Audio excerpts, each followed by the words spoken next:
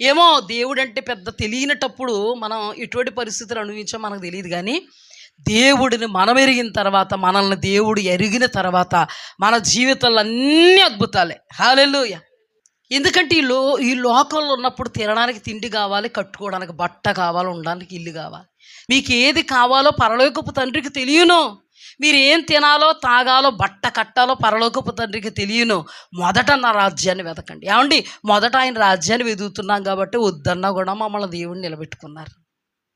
మీరు కూడా దేవుని రాజ్యాన్ని వెతుకుతున్నారు కాబట్టి, ప్రయాసపడుతున్నారు కాబట్టి మీరేమి ప్రోకలాడతలేదు. అయినా మీకు ఏ టైంకి ఏది కావాలో పరలోకపు తండ్రికి తెలిసిస్తున్నారు. తల్లి ఏమండి, దేవుని కృప మన మీద వస్తే మనం ఏం కట్టాలో దేవుడికి తెలుసు. హల్లెలూయా. యోసేపు మీద దేవుని కనికరం పడింది కాబట్టే ప్రత్యక్షంగా తండ్రి కనబడుతున్నాడు. కానీ తండ్రి ద్వారా దేవుడు అనుగ్రహించాడు విచిత్రమైన అంగి. ఇప్పుడు చెప్పండి, దావీదు దేవుని కృప పొందినవాడా కాదా? ఎందుకంటే దావీదు జీవితం మనకు తెలుసు. మొర్దెకై దేవుని కృపను పొందినవాడా కాదా? ఎందుకంటే మొర్దెకై జీవితం మనకు తెలుసు. ఎస్తేరు దేవుని కృపను పొందిందా లేదా? ఎందుకంటే ఆమె జీవితం మనకు తెలుసు. యోసేపు దేవుని కృపను పొందాడా లేదా? ఎందుకంటే ఇతని జీవితం మనకు తెలుసు.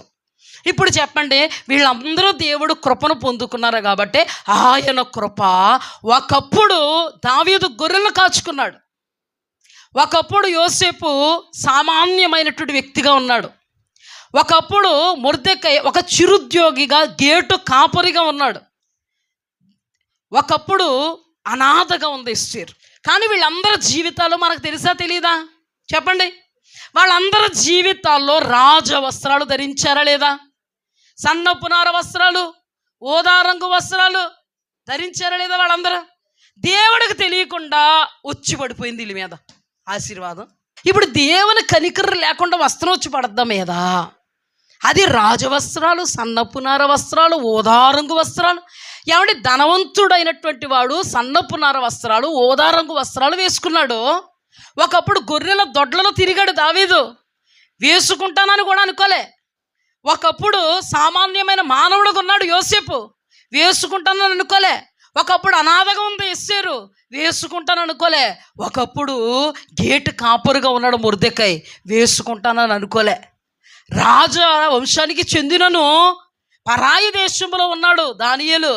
పరాయి దేశంలో నేను రాజవస్త్రాలు ధరిస్తానని అనుకోలే. కానీ వీళ్ళందరికీ క్వాలిటీ ఉంది. హల్లెలూయా. క్వాలిటీ ఉంది కాబట్టి, దేవుని కనికరం పడింది కాబట్టి, ఒక విషయం, ఏం తినాలో దేవుడు చూస్తాడు, ఏం త్రాగాలో దేవుడు చూస్తాడు, ఏం ధరించాలో దేవుడు చూస్తాడు. ఈ మూడు. హల్లెలూయా. అందుకే దేవుడు తన బిడ్డలకు ఇచ్చినటువంటి వాగ్దానం ఏంటో తెలుసా? ఆకాశ పక్షులు చూడుడి, అవి విత్తవో, కోయవో, కొట్లలో కూర్చుకొనవు, మీరు వాటికంటే శ్రేష్ఠులు కాదా? మీకు ఏది కావాలనో మీ పరలోకపు తండ్రికి తెలియను. మొదట ఆయన రాజ్యాన్ని, ఆయన నీతిని వెదకండి. మనలో క్వాలిటీ ఉంది కాబట్టి, ఆయన రాజ్యాన్ని, నీతిని వెదకడానికి వచ్చాం కాబట్టి, మన తిండి విషయంలో, త్రాగే విషయంలో, బట్ట కట్టే విషయంలో కృపనిచ్చారు దేవుడు. దేవునికి స్తుతి కలుగా. ఎవరికి ఏ స్థితిలో నిలబెట్టాలని నిలబెట్టారు. దేవుని ప్రమేయం లేక ఏది జరగలేదు మన జీవితంలో. ఎప్పుడు కూడా మనకు దేవుడు ఏది ఇచ్చాడు దాన్ని బట్టి స్తుతిద్దాం. ఎదటోళ్ళని బట్టి నాకు కావాలని అనుకోకూడదు. సుమా, నా చిన్న బిడ్డలో ఆశీష్ ఐడికి నేను ఒక్కటే చెప్తాను, నేనేం పెద్ద జ్ఞానిని కాదు, నేనేం దైవసేవకుల కుటుంబంలో నుంచి రాలేదు. దేవుడు ఆ పరమ తండ్రి నాకు తోడై నన్ను నడిపించినంత మట్టు నా బిడ్డలతో చెప్తాను. షైనితో, ఆశీతో ఒకేడు చెప్తాను నేను, అమ్మా, ప్రభువు మీకు ఏది ఇచ్చినా అది మీకు ఇచ్చారు, ఆయన ఉద్దేశించి ఇచ్చారు. బాగుంది బాలేదు అది వద్దు మనకి.